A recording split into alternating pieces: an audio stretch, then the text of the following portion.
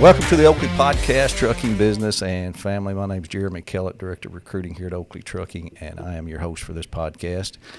You know, we keep these coming at you every week. Every Wednesday we put out a new one, and I can tell you, all my listeners, I want y'all to go back and look at some of them that we've had in the past. We have really done some good ones here lately that I think have thrown a little bit different vibe out there than what you're used to. We've had some really great interviews with owner-operators. We've had a great episode with Netrodyne, learn about the camera. We just had some really good ones that we've done. The new sponsor, Boss Truck Shops, that's been great. So, go back and check out our other ones, and we always try to keep some good ones coming to you. But this week, this is all about Truck Driver Appreciation Week, and this is coming out on Wednesday during the week of Truck Driver Appreciation Week.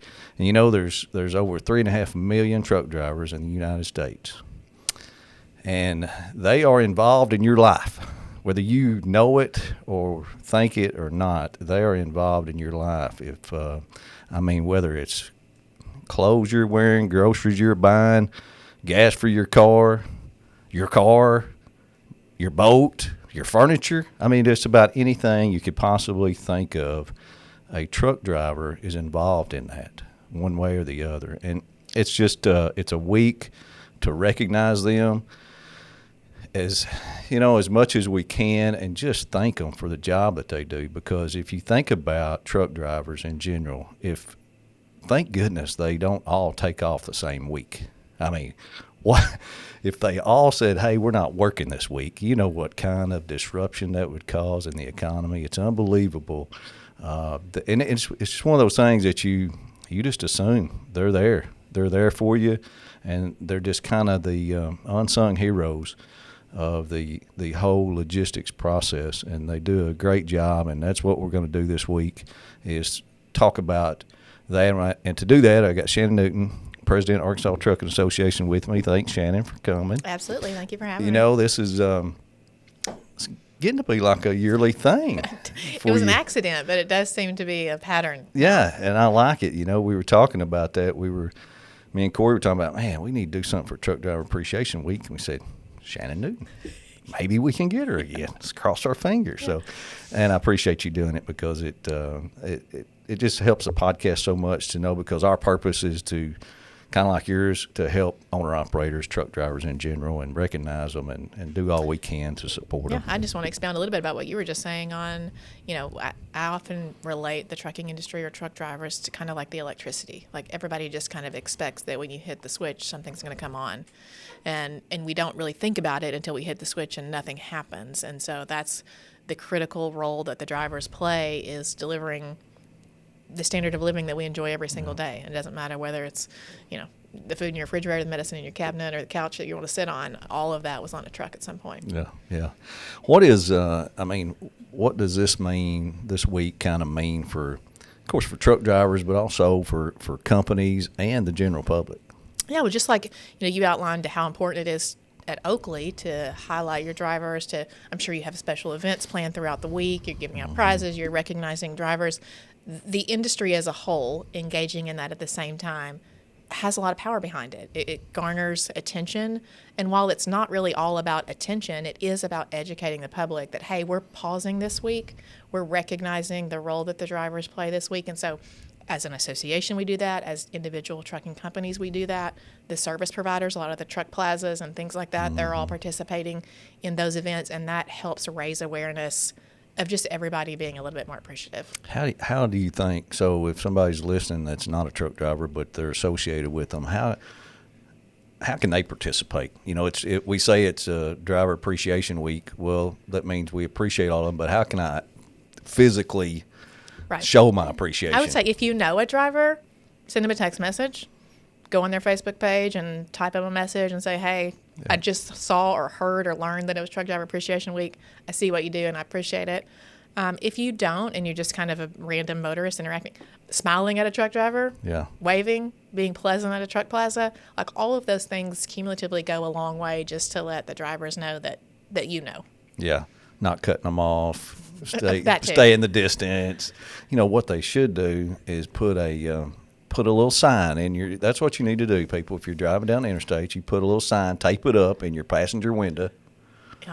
And thank truck drivers. Hey, it's Driver Appreciation Week. We thank you. Well, back during COVID, there were several campaigns where people had the poster boards. They were, hanging them on the bridge or putting them in their yard. Right. If you lived on a highway or, had any sort of truck traffic exposure, any small gesture goes a long way when it's not expected or required. What's ATA doing this week? So we're having a cookout on Thursday. Our annual event is a free lunch provided to all of the drivers coming through the TA Petro in North Little Rock, Arkansas, just down the road from where we sit. High traffic area. It is very high traffic, and it's just a whomever is there. It is not a member-specific event. It is whatever drivers are there, during, I think it's 11 to 2 on Thursday, and it's free lunch. We have chicken sandwiches, hot dogs, hamburgers, and a goodie bag full of treats and fruit and chips and all the good things. Is that the members of the ATA pitch in? Yes. So we have donations from members who Tyson donates the meat, and various individuals come out there and cook it, and I think Benny Keith does some of the foods and the condiments and things of that nature. So we collect from the members things to make the goodie bags, and then they have volunteers show up early and cook and assemble and collate those bags, and then we'll have our staff as well as volunteers there throughout the day to pass them out to drivers. Band this year? Ooh, I don't think so. No. We had a DJ. Is that what it was? Music? Yeah. There's music? Okay.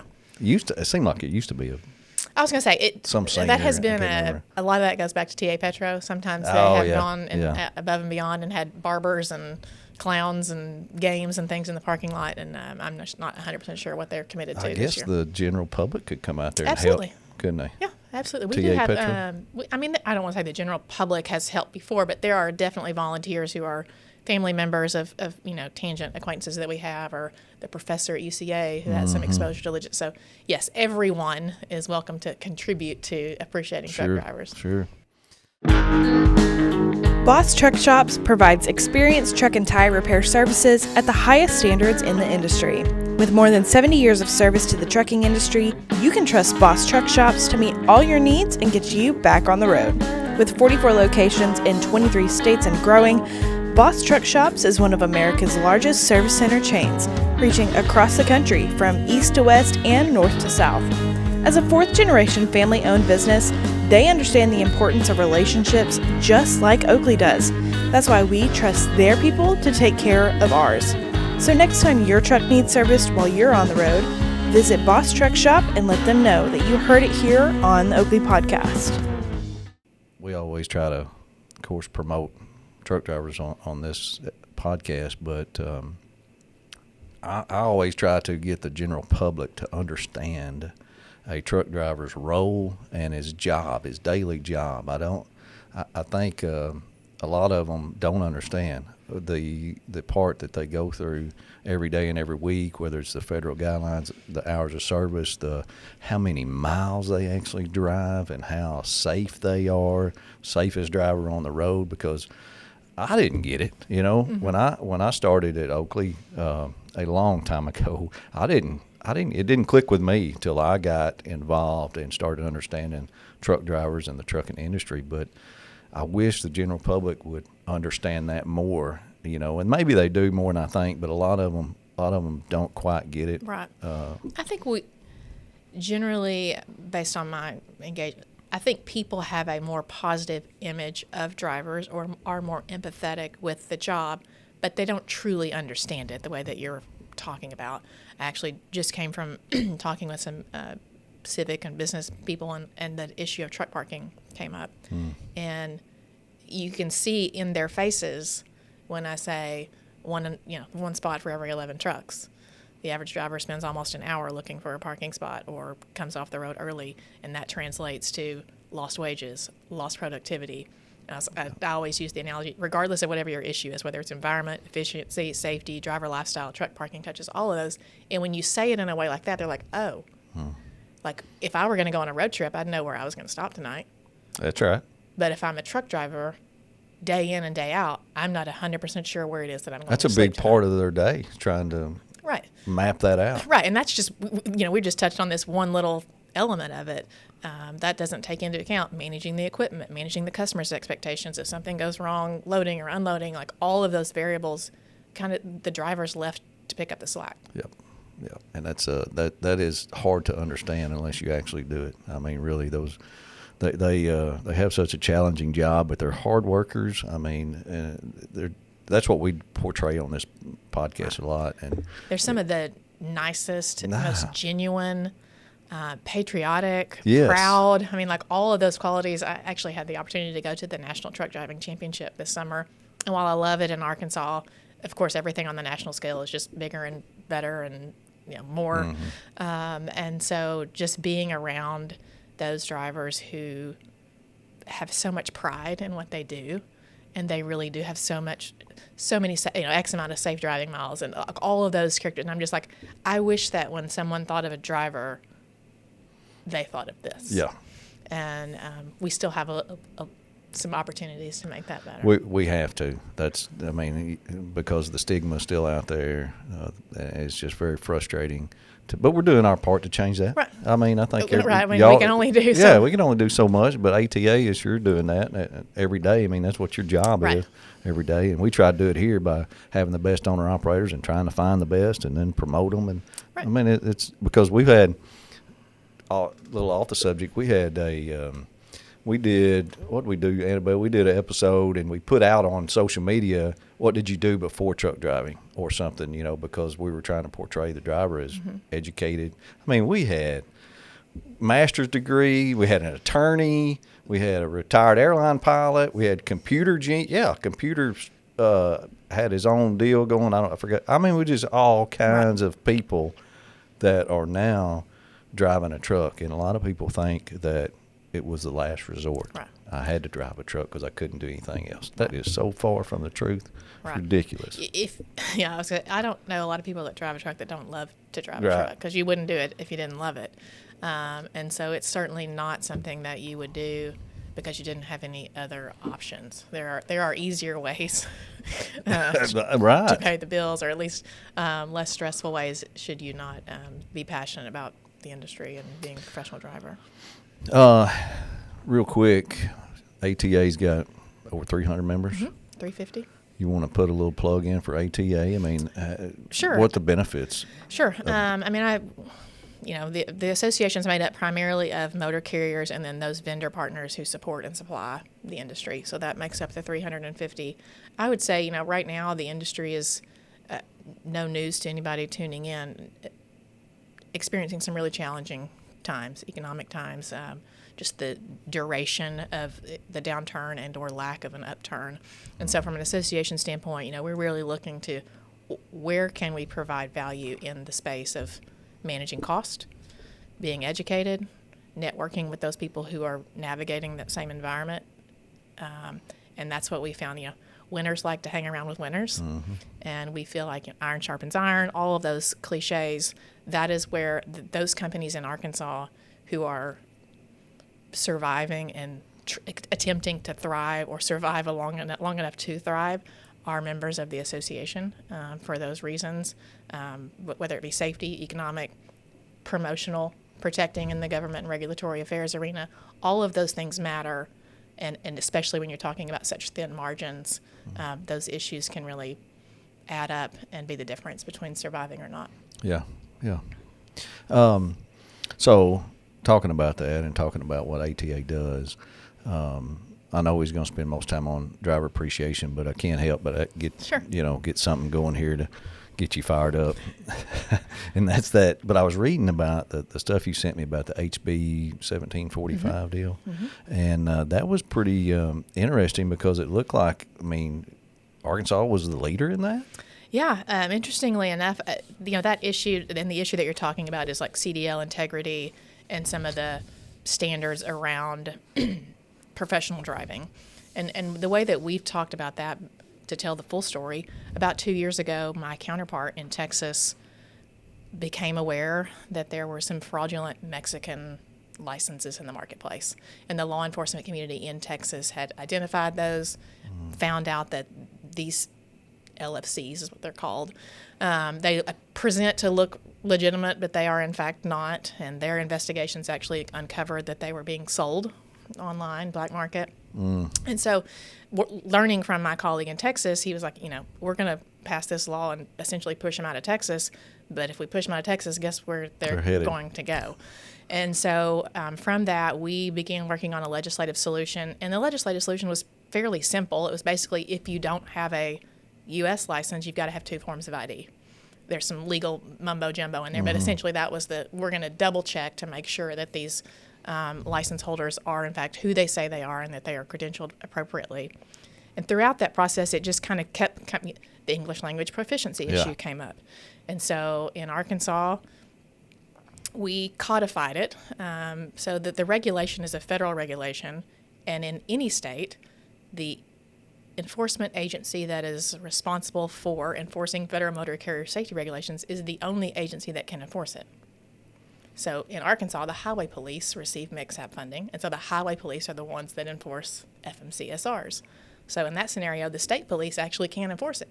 There is no state law or a county sheriff. There was no mechanism to kind of spread that enforcement out throughout all of the enforcement community. So by codifying the English language proficiency in Arkansas state law, it expanded the authority to enforce that regulation. Now, granted, this was all before the executive order, and so at that point it was still just a fine or a citation. But now, roll forward, now we have all of the law enforcement community all on the same page. But to dial that back a little bit, that issue of we believe that professional drivers are held to a higher standard than regular drivers. And it is very important to us, as we're talking about, if I were a driver and I had done all the things that crossed all the T's and dotted all the I's, I would expect that every other driver who had the same privilege as me had also had that same vetting. And so that's really important to us. Unfortunately, there's only so much we can do in Little Rock. Yeah. Arkansas doesn't issue non-domiciled CDLs. Arkansas, we have these parameters to set the bar here, but that doesn't preclude Illinois or Indiana or Oregon or other states from interpreting those guidelines differently. And so we're really engaged right now at the federal level to try to make sure that whatever those standards are, that everyone understands them and that all states are upheld to that same standard, and any state that's varying from that be audited, have those privileges revoked, and try to get a true level playing field so that all the drivers on the road are vetted and credentialed the same. Right, because, the shortcuts, right. Just like the bad accident in Florida. Absolutely. Tragic. And, I don't know if he had a fraudulent CDL or what. He had a CDL. How he acquired it is under investigation. Okay. It was a non-domiciled CDL issued in one state and then transferred to another state. So he was carrying a valid CDL, but I'm not sure that the appropriate vetting was done when he initially got it. On the speaking English, I think a lot of people don't know that is a requirement. You have it's to been be a requirement since the 30s. Forever. Right. You've got to be able to read, write, and communicate the English language to drive a truck in the United States. That is it. And we've, as recruiters, we've run into that. Yeah. We get calls, and it's another one of those weird things. In Arkansas, it's only offered in English, so it's not really an issue here. But then you run into what's English proficiency in Little Rock is not necessarily the same as English proficiency in Laredo. And so where is that standard? Again, going back to the federal government has to provide a standard in which the law enforcement community understands and applies consistently. Otherwise, it doesn't do us any good to stop everybody that comes through Little Rock. Yeah. Because A, we can't stop all of them, but B, there has to be a community of law enforcement in every jurisdiction that understands the rules and applies them the same. Yeah, because he's from a different state. Who knows if what that is? But it's what is English language? We're down to that. Right. Oh my gosh. Well, I think the law enforcement community has a challenge in identifying that and identifying a standard, but that is something that they can do if they prioritize appropriately. And at the end of the day, what we're really talking about is, can the law enforcement officer communicate with the driver? this is not about can you read this sentence or back. We're not doing a vision test. You're talking about our eyesight before we got. This is not like a trick question. It's can we communicate enough for me to understand what are your hours of service? Where are you coming from? Where are you going to? What are you hauling? Where's the, lug nut or whatever? Yeah. Like this is not it's not complicated, but it is that is a bare minimum and a reasonable expectation that the driver should be able to communicate with law enforcement on those ordinary. Are you business seeing any procedures. kind of fallout? Well, I mean, they're actually enforcing that and yes, taking it drivers out of the seats? Unfortunately, is inconsistent. Yes, I think the original numbers, the first 45 days was like either 1,200 or 1,500 drivers placed out of service for not being able to speak English proficiently. But it's sporadic. It's regional. Certain states are more aggressive, other states less aggressive, which goes back to my point of it's got to be consistent. Yeah. If it doesn't do us any good to stop every third driver coming through Arkansas if they originated some other place that didn't have that standard. Is that standard coming?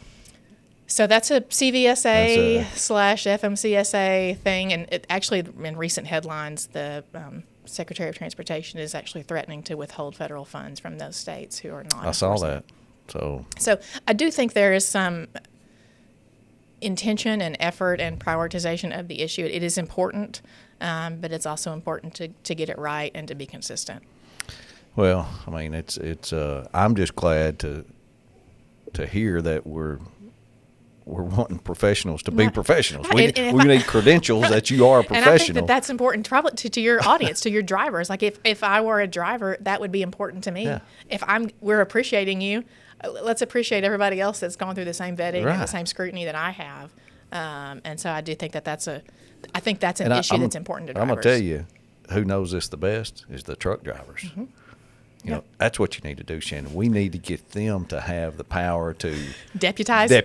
Yeah, that's it. We'll be like Andy Griffith's show. Yeah, and we'll deputize them. Yeah, there you go, Annabelle. Do citizen arrest. We'll deputize them. Gomer? Yeah, Gomer was always the best one. Deputizing him. That's funny. My wife's laughing right now because I watch it about every other day when I get home. I thought you were going to bust out in the accent and do the whole thing. Oh, no, I can't do Gomer. Oh, gosh. Well, off track I get bad. I'm bad about that. At Aero Truck Sales in Springfield, Missouri, they take the hassle out of buying and selling semi-trucks. No matter the manufacturer, the style of cab, or the type of engine under the hood, they can make you a fair offer on your semi-truck with no games or gimmicks. They carry trucks from all the major manufacturers in the trucking industry and perform a thorough inspection of every truck on their lot to ensure safety and quality and give you confidence that you're getting a reliable truck that will last you for years at a price that you can afford. Aero has partnered with Oakley Trucking and the Oakley Podcast for years and are proud to provide our owner-operators with trucks that meet Oakley's qualifications and each owner-operator's specific needs. So whether you're a first-time owner-operator or just looking for a change of scenery, give Keith Wilson a call at 573-216-6047 and let them know you heard it here on the Oakley Podcast. What else is, I know there's so many things happening with what you're promoting but is it, I saw the 80,000 pound deal that you sent me. Is that a big deal right now? Yeah, I was going to say there's some conflict, if you will, between different industry sectors about what is the appropriate weight, what's the safe weight limit. And so that's a conversation that's taking place, and that's not an entirely new conversation. There's been efforts from time to time over the last decade to revisit that or to get exemptions for certain commodities. And so why do they want to increase?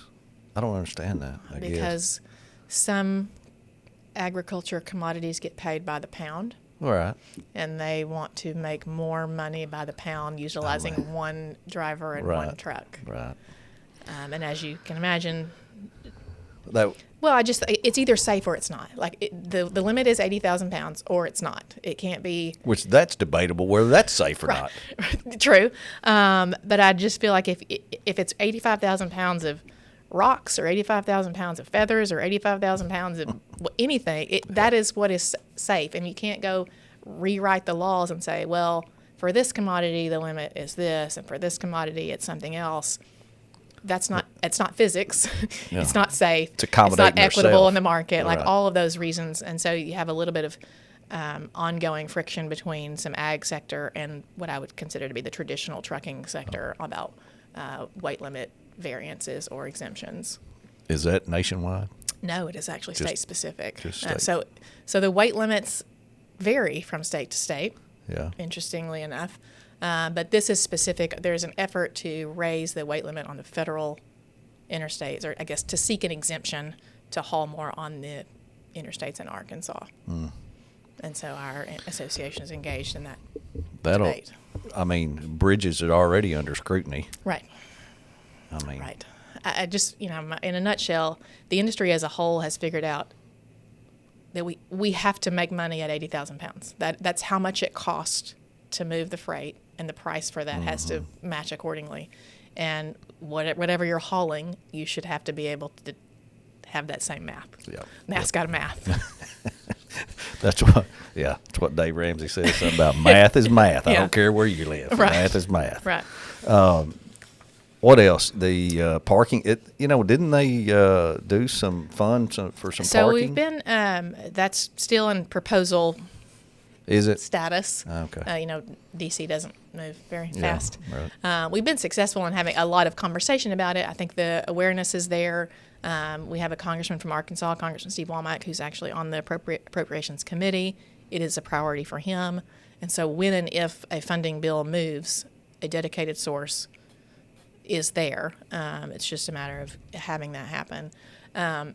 While you're shuffling through your papers looking for other issues, I think your audience probably is interested in towing reform, which is something that we have been at the table on for at least 2 years now. I know if they're not, I know who he is, and that's Roger Carson. Right. Oh, I just, again, referring back to the conversation that I just had, economic times are challenging. Margins are very small. And so in that environment, if you start talking about cargo theft, towing reform, like all of those things now that's the difference between it being profitable or not.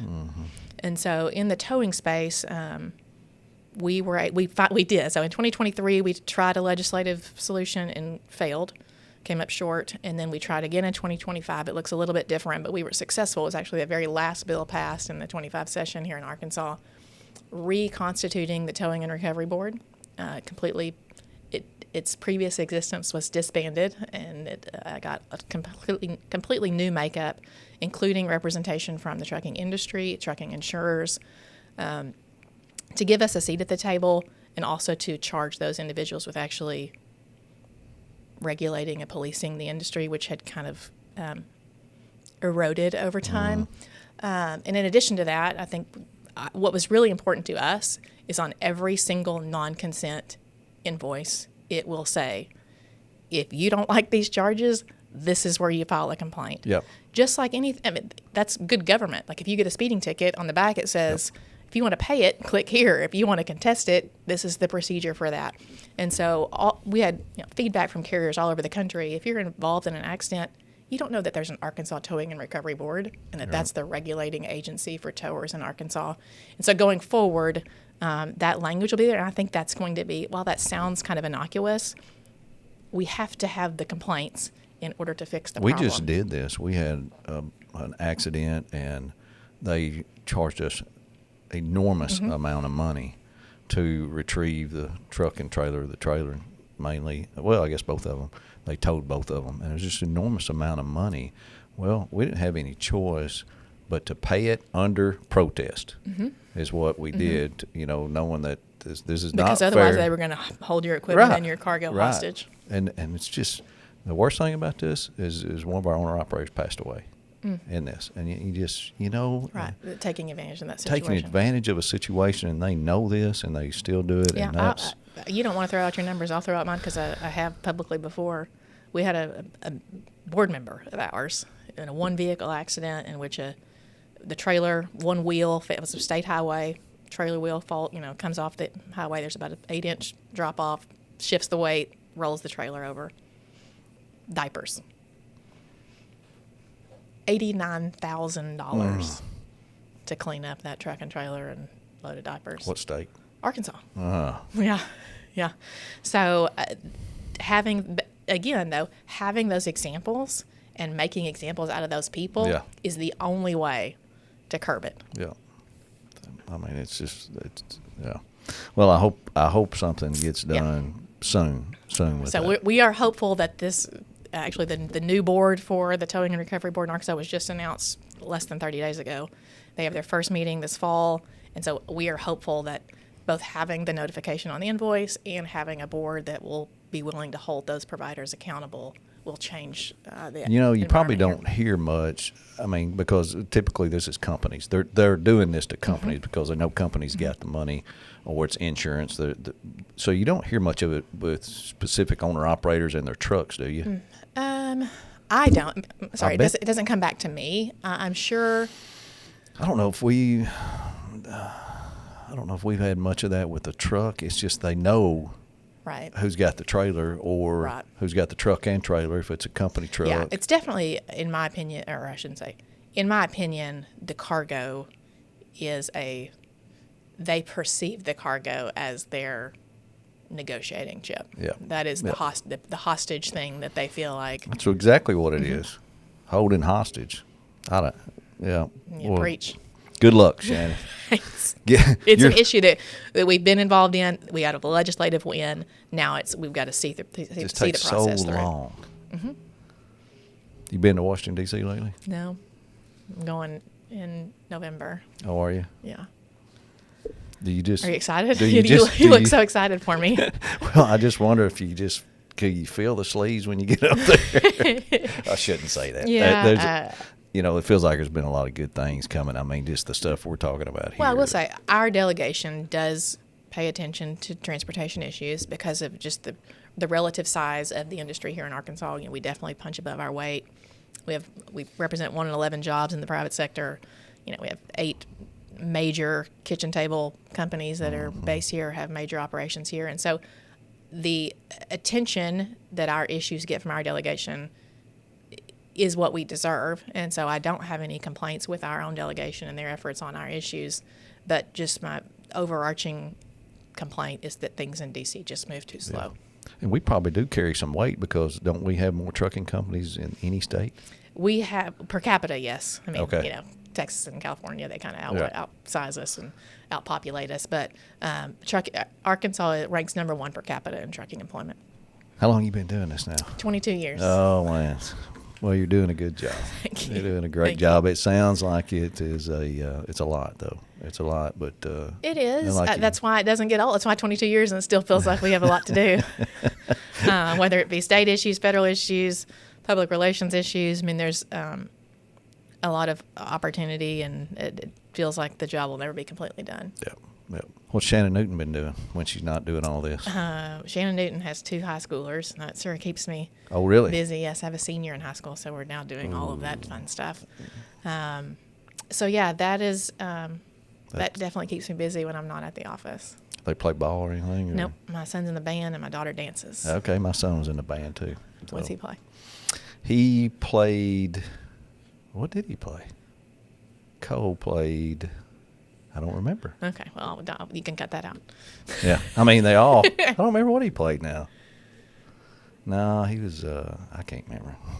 I mean, they're all playing something Right. over there. Brass, you don't know. woodwind, You don't know what the horn, noise it makes over drums. there. I don't know. He's gonna be mad. He's gonna be mad. I don't remember because he's. Well, my son plays the trumpet, and he is the section leader at Bryan High School, which is a big 7A school here. So that is That's a big big role. God deal in our house. Big role. Yes. Well, enjoy it because when they get out of high school and they turn 18, that is the dumbest part of their life. Just so you know. Thanks for the encouragement. I mean, mine left. I mean, they left. I've got one in New York City. Oh, wow. Yeah, he's been there 4 years now. So he's great though. Long ways man. from home. Long ways from Valonia. Oh, wow. Yes, it Yep. is. So Central Arkansas Truck and Trailer strives to take care of our owner-operators as quickly and accurately as possible. As a family-owned and operated company, they understand and value the importance of relationships just like we do.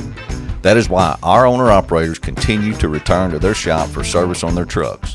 From DOT inspections to complete engine rebuilds, they provide all owner-operators with top-notch service.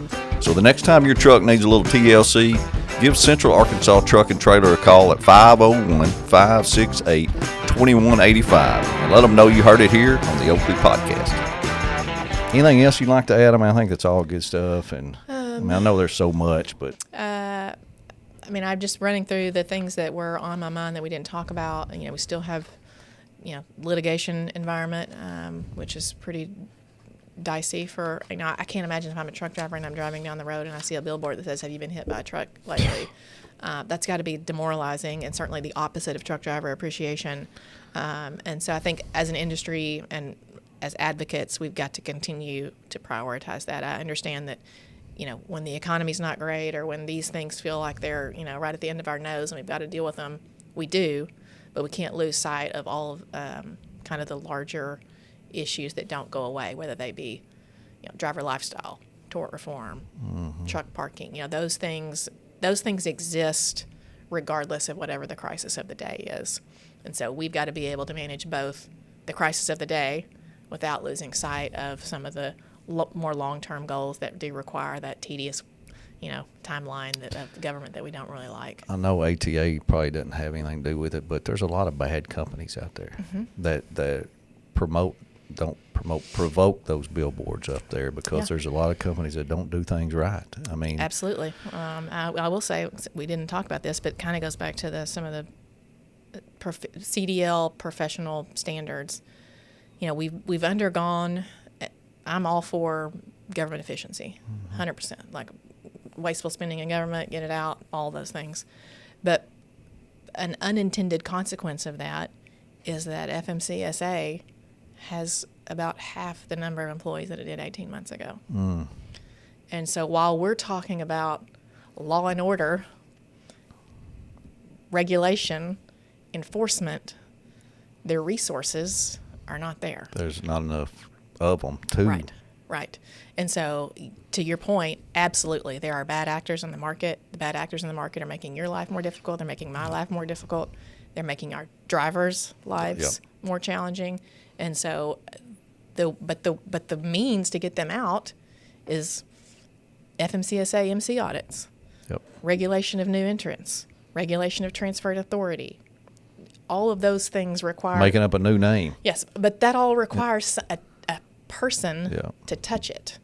And our industry has long promoted or been about low barriers of entry. We want the American dream. We want your owner-operators to be able to go and buy a truck and start a company tomorrow. And those ideals are now working against us because people who shouldn't be buying a truck and starting a business tomorrow have entered the market.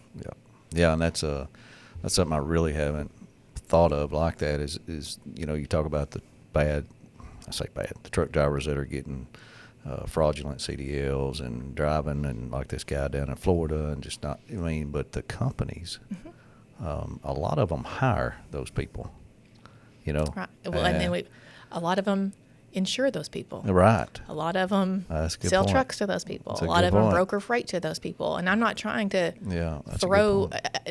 Everybody has some culpability in allowing the proliferation of bad actors. Yeah. Always good stuff when you come talk to us. I love it, man. She steps the podcast up a notch, doesn't she, Annabelle? I appreciate that. Or she stirs it up. I guess you could I was going to say stirs it's it a little bit more salty than normal, but yeah. Well, I appreciate you doing it. I mean, thank you for having me. It's important to me to support not only your podcast but also your audience to know that I know that ATA and advocacy and some of that stuff may feel far away or may feel not relevant to your driver's task for today, but I hope that they know that we don't lose sight of that, and it's important to us to pause this week, take time out to do this, make sure they know they're appreciated, and however we can support your efforts. I think it gives them an avenue, gives you an avenue to actually talk to the truck driver. Sure. That we've now surpassed 65,000 subscribers on YouTube, and it just keeps growing, and it's because of stuff like that. Yeah, thank you. We're enjoying it. Sometimes we struggle for a little content, as our listeners know when we put up one that's not very good, but that's all right. I won't tell. We try. All right. Well, thanks, Shannon. I appreciate it so Sure, much. thank Hey, you for having me. everybody, I appreciate y'all listening to the Oakley Podcast every week. I mean, I really want your comments. I want to know what you think. And if you got any questions for Shannon, send them to me, email them to me, comment on the YouTube channel, and we'll get them to her and try to get you an answer. But also follow us on social media. Man, we need, like I said before, and we say this all the time. I know you get tired of hearing this, but there's 3.5 million truck drivers. They all need to hear the Oakley Podcast. So you got to do that by liking, subscribing, sharing with your buddies. Have everybody, the comments, Annabelle, tell everybody about it, because that's what we want out here. So appreciate all of y'all. Thank you, truck drivers, so much for what you do. You make my living, and I can't say thank you enough for that. I could not do what you do. So we appreciate you, and we'll talk to you next week.